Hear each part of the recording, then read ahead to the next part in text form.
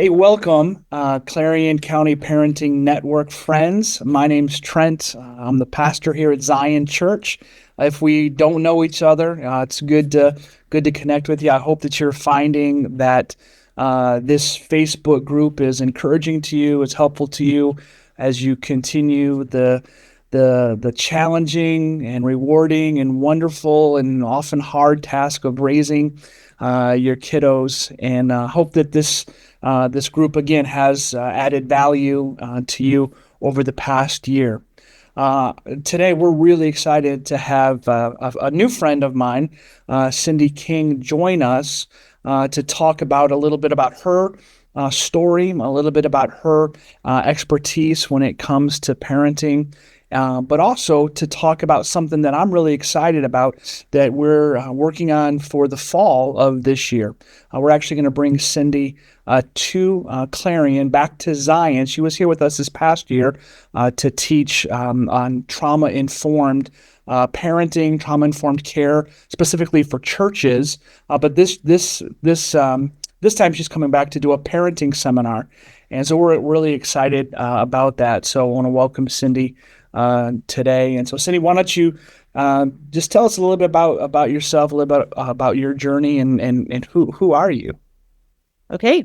So as Trent said, my name is Cindy King. I actually grew up in Eastern Pennsylvania, but have been in the South Central portion of the state for about 20 or so years.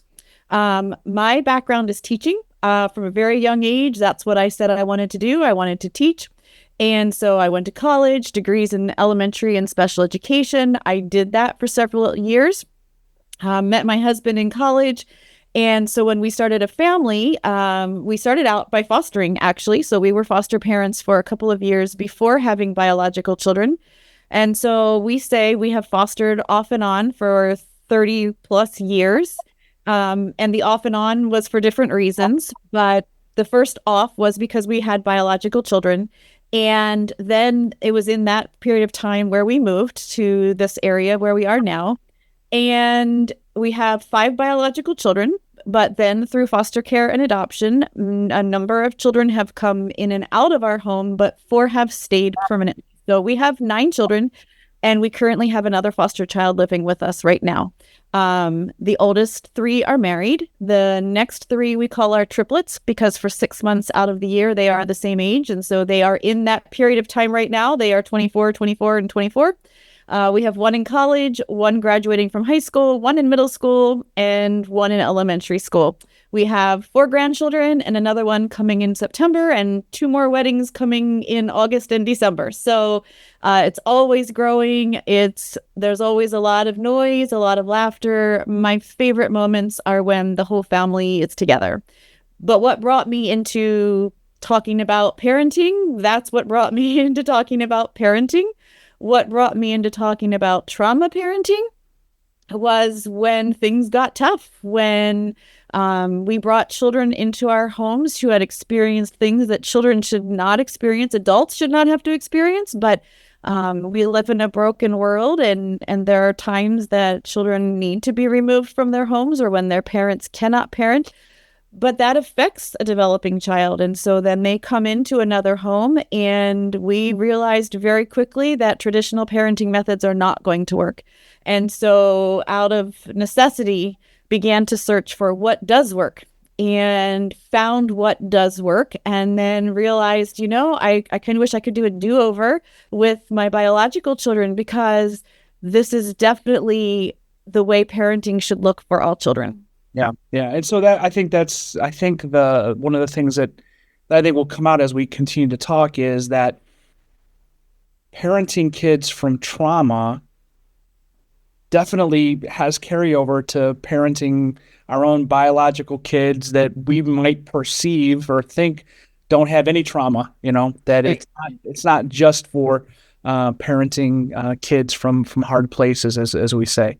So this fall, we're real excited to have you. As we talked about the format of the day and kind of what we were going to focus on, you had mentioned some parenting curriculum, some studies that you've done in the past, and as we talked about it, we kind of landed on, well, let's bring that to Clarion in in a seminar type of format. And one of the things that stood out to me was the title of it, Because Love Said So. And it caught my attention. Talk about Because Love Said So, and what that's going to mean when you come this fall. Yeah. So for several years, my husband and I would be asked to lead Sunday school classes for parents who were just starting the parenting journey. Sometimes it was the two of us, sometimes it was along with some other couples. And through that, just developed kind of the same curriculum that we would use over and over again. And some similar themes were coming through each time. And then one year, one of the couples that had been through the training had left and had started going to another church. And they asked me if I would come and lead it at their church. And I said, I really can't give you 10 to 12 weeks away from my church. I have responsibilities, things I need to do. And they came back with, well, will you write a curriculum that we can teach? So I thought, not a bad idea. A lot of this is already I'm a copious note taker, and when I lead something like that, have my notes. And so I thought, I have it written. Why not put it in kind of a workbook format, and then also have an instructor's leader's guide to go along with it. So my husband gave me a long weekend alone at the beach where I could be without distractions, and I could write. And yeah, when it came time to think about a title, it just kept coming back to me, the phrase that most of our parents have probably said, and we've probably said, because I said so. Yeah. But when it comes down to it, what we really want to be conveying to our children is, I'm doing this because of love. Because love said so. This is why I'm doing this or saying this. And so that's where the title came from. Okay, good. In your field, one of the things that you are a practitioner of, passionate about, is something called TBRI, which stands for Trust-Based Relational Intervention. And I've had some exposure to it. I've sat in some teaching that is TBRI related. There's a lot to TBRI. Talk about what TBRI is for kind of the novice, the person who doesn't know anything about it, and why is that an approach to parenting that you find to be powerful and effective? Yeah. So that was what we found when we were searching for how do we parent children who've experienced trauma.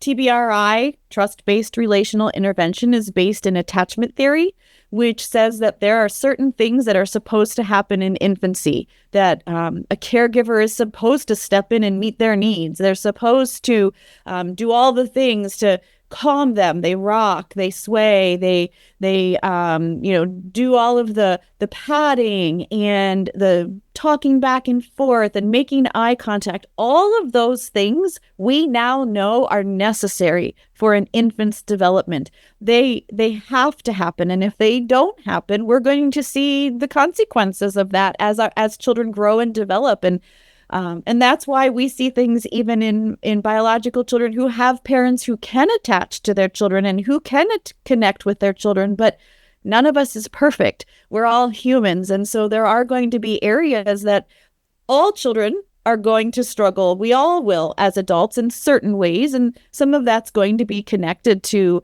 things that happened in childhood through nobody's fault, but just by the fact that we live in a broken world. TBRI just is a mouthful, but it was developed by a woman named Dr. Karen Purvis. And when she originally brought up the name, her colleagues said that's a dumb name. It's too, I don't know that they used that phrase, but basically it's too wordy. It won't make sense to people. But each word in that made so much sense to her and was so significant that it stayed. And so trust-based simply goes back to that attachment cycle, that when an infant has a need and the caregiver meets the need, and that happens hundreds and hundreds and hundreds of times in the first year of life, that infant develops the ability to trust. And so that's where the phrase trust-based comes from. And then relational we are relational beings. We were created for connection. Dr. Kurt Thompson says something like, every child comes into this world looking for someone looking for them, because that is the way we were created. We are not a species that can be born and survive on our own. We need somebody to meet our needs. We need somebody to regulate for us, to teach us to do that on our own. And so we need that relational part. And then the intervention comes when we're working with children who didn't get that in those early years. And so we're going to do things when they are older that they missed out on when they were younger.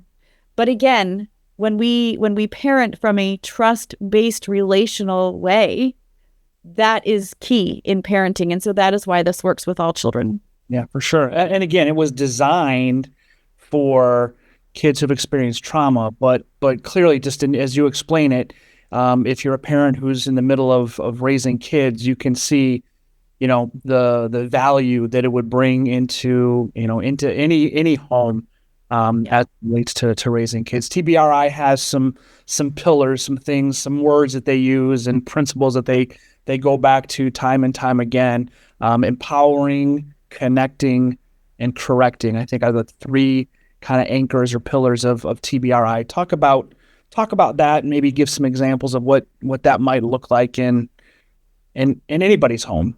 Yeah. So I think the biggest difference between TBRI and regular parenting, or one of the differences, is that regular parenting tends to focus on correction. Like we want to correct these behaviors, we want to change them. But TBRI would say we need to start with connection.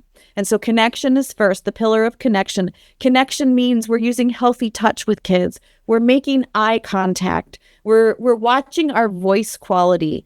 How are we speaking to our children? Are we speaking in authoritarian tones that say, I'm the boss because I said so? Or are we speaking in more of an authoritative way that says, I'm trying to figure out the right balance between nurture and structure that you need in this moment. And I'm going to use my volume, my tone, my cadence. I'm going to try to keep things playful so that I'm not going to dysregulate you more than you might already be.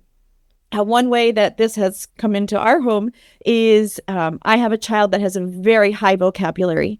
And it's not infrequent, I think, for most children to say to their parents in the midst of conflict, stop yelling at me. And then the parents often respond with, I'm not yelling. And we might not be. It's just, we've raised our tone is different. And so in one of those moments, this child said to me, stop yelling at me. And my response was, I'm not yelling at you. So he stopped and he thought about it for a little bit. And then he said, okay, stop being terse with me. And I had to step back and think, he's right. My tone is not playful. It is not showing you that I think you are precious in this moment. It is terse. And so I've had to watch that while I may not be yelling, am I being terse with my tone? And so finding that right structure the right balance between structure and nurture, and it's different in every moment. And so we need to be on top of things too, and be constantly asking ourselves what's needed here. So then the next pillar is empowering. Empowering simply means we're going to do what we can to set the stage so that dysregulation doesn't happen or that we don't make it worse. And so we're going to make sure that our children have regular snacks, because if we acknowledge the fact that we as adults get hangry, wouldn't it also be true that children get hangry? So let's do what we can to make sure that that's not the reason behind some negative behaviors. We're also going to make sure that they're hydrated, because when people become thirsty, that also will affect their behaviors. Sleep is a big part of it. If children are tired, if I'm tired, it's going to affect my behaviors. So I certainly know it's going to affect my child's behaviors. Another important area that we often don't talk about or think about is when our children are in the midst of high energy activities, that can be a difficult thing for them to come down from that to a lower energy activity. And so part of empowering is being aware of that. And if my child is outside playing all day in the summertime and I say it's time to come in for bed, and all of a sudden there's a meltdown, then I, as the parent, I'm going to be curious, what could I do? And so in our family, this played out last summer in that we realized that for a couple of nights in a row, we played that same scene over and over. The kids were outside all day, and we'd say it's time to come in and get ready for bed. And now all of a sudden we have these negative behaviors. And we realized or we were curious and guessed that part of the reason for the behaviors was that we were trying to bring them in from that high energy activity where they're flushed and sweaty and their heart rates are faster to, okay, now let's settle down. So we ended up saying, okay, we're going to try something new. We're going to have game night every night before bed. And so half an hour before bedtime, we would say, time to come in and get ready for bed. And we would use that half an hour for games that we were seated around the table. So starting to bring that energy level down. Let's have some snacks before bedtime. And then after a half an hour of that, when we said, okay, it's time to get ready for bed, things went much smoother because they had been able to calm down in between. And then the final pillar is correcting. Again, we're not going to start with correcting. That's going to be the last thing. There are going to be times we're going to need it. Even if we connect, even if we're empowering, there are going to be times for correction. But TBRI says that the goals of connection or correction are, first of all, to stay connected. Second of all, we want to end every correction with the caregiver feeling content and the child feeling content. And so, think about correction for yourself as a child growing up. We didn't always feel content when it was over, and I would guess that our parents didn't either a lot of times. And then for my own parenting, many times I don't feel content or the child doesn't, or both. But we want to be doing what we can so that at the end of a period of correction, we're both feeling content with the way things went. And then obviously the goal is changed behavior. And one of the big things that TBRI suggests is a redo, because how do we change a habit? So if a child's habit has become a certain behavior, how do we change a behavior we want to change? By practicing the right behavior. And so we can't expect our child to do it incorrectly over and over and over, and we just expect it to change. But if we can give them a redo, then that helps to build new neural pathways to create new behavior, positive behavior. Give me an example of a redo. Oh, redo. Teachers in schools do this all the time, right? They see the child running down the hallway and they say, stop. And they don't just say stop, they say, go back and try it again. Mm-hmm. And so the child goes back and they walk. In the house, we did it just this morning because sometimes the morning routine doesn't go well. And there were some things said that were not very kind. And so another thing that we talk about is, long lectures don't work. We're all pretty good at them, but they don't work. But instead, just having simple phrases. And so, I simply said, hey, try that again with respect. With respect is one of our simple phrases. And so the redo was the child saying it again, but this time respectfully. But being able to do that because there wasn't a long triggering lecture saying, you don't talk to me like that, or, because I said you don't talk to me like that. It was just, hey, with respect, try it again. Yeah. And I think sometimes in our homes, the pace of life, doing a redo or creating a culture where that's natural just feels like one more thing that we don't have time for. I don't have time to say to my kids, hey, you didn't clean up your dishes after the meal. I need you to come back and get your dishes and put them in the sink and do whatever that routine looks like, right? So as a parent, it's just easier for us to do it ourselves instead of taking time to say, hey, come back, because, hey, remember how we talked about this is what we do at the end of dinner? I know that, like, Pam and I, again, we haven't had the journey that you're on, but we fostered for a season of time in our life, and doing the redo was a super important tool that we tried to incorporate, because, again, bringing kids into our homes who clearly were from hard places, they didn't have any positive habits, any positive rhythms to their life. And there is something about rhythms and routines that I think kids are missing. I want you to speak to this. Parenting has never been easy.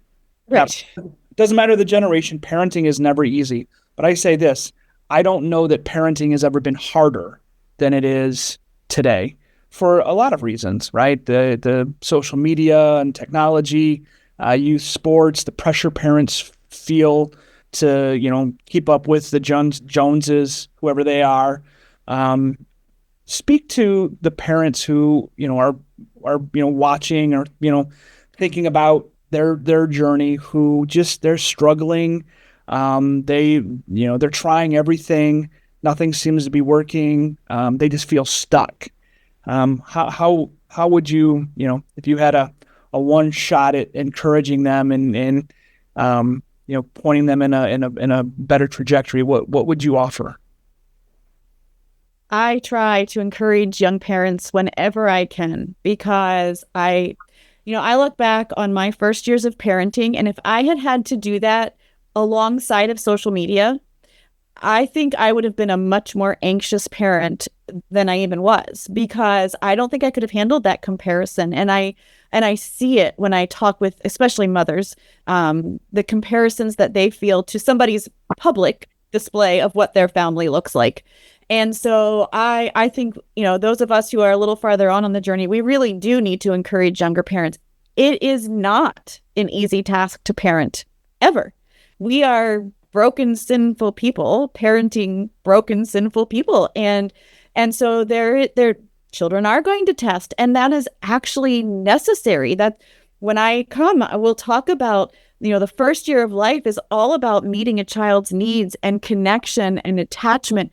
The second year of life is setting boundaries and starting to say no as they're mobile and getting into things. And they are going to test and sometimes defy, and that's developmentally appropriate. And then how we respond sets the stage for what that's going to look like as they get older. And of course, personalities factor into this, where they fit into the family factors into it. So many things, so many variables. And so I guess my encouragement is just know that it's difficult, but there are people who want to support you in that journey. And I've said over and over to many parents, you know what, if you're finding yourself drowning in that comparison, get off social media, even if it's for a time, because I really think that's not helping anybody's parenting. When, there's a lot of good stuff there too, but there's a lot of comparison, and we don't need that. It's difficult enough. It's on the job training. It really is. And if you think you've got it figured out with the first one, then the job completely changes with the next one and the next one. And so there is no simple answer. Nobody has the answer for every situation, because every parent, every child is different. Yeah, for sure. When I have opportunities to talk to parents, just the word intentionality, to have a plan.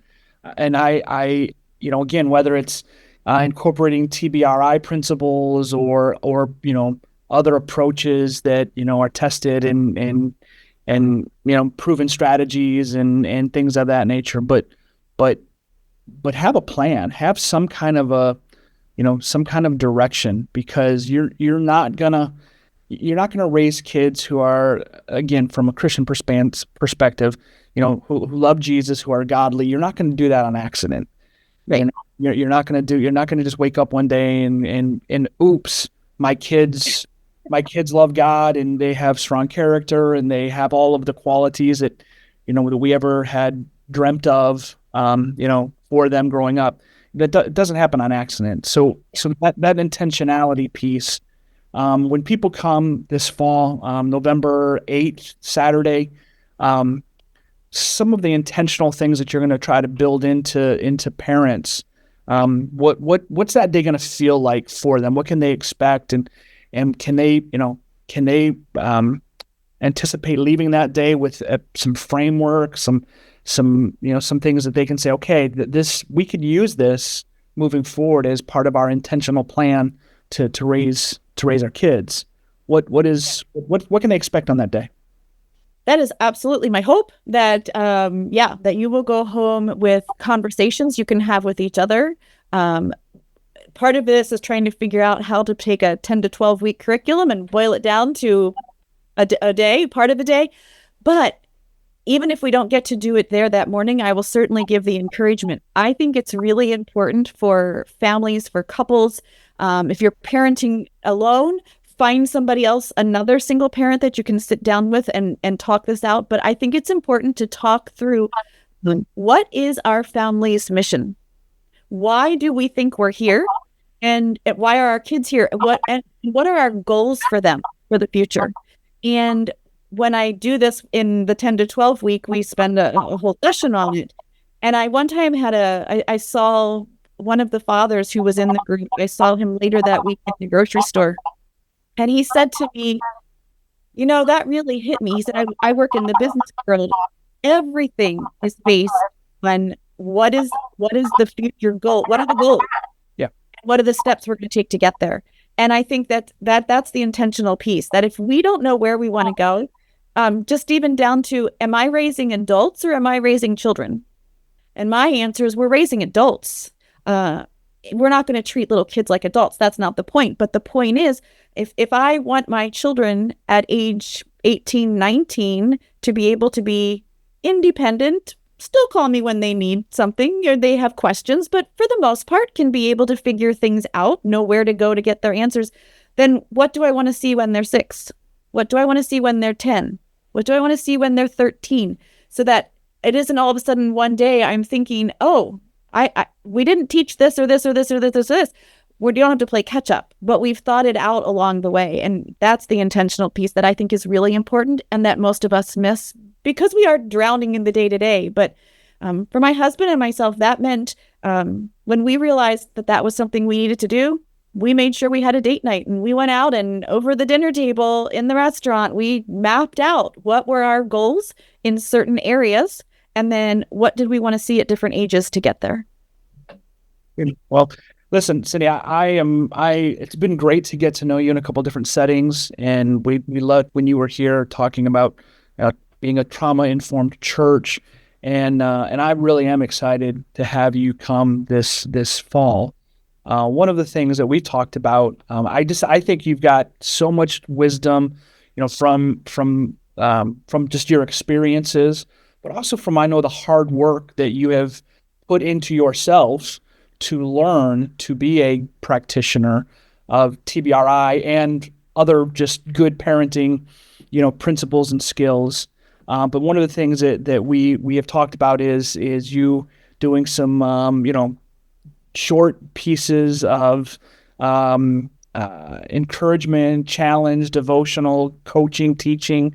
And so I'm gonna hold you to that, because I want to, over this next few months, I'd love for my friends who are part of the Clarion County Parenting Network to see your face, to glean a little bit of wisdom, just, bite-sized wisdom along the way, but all in anticipation to, that Saturday, November 8th here at Zion, where hopefully, a couple hundred people will walk through our doors, spend a day together, listening, learning, talking, growing, so that they can leave again with a better plan, some vision for how they want to continue to raise their kids, again, to know, love, follow Jesus with all their hearts. And so I want to thank you for giving us an opportunity to introduce you to some of my friends here in Clarion County, and want you to know that we are really, really excited. And for those of you who are part of the Facebook group,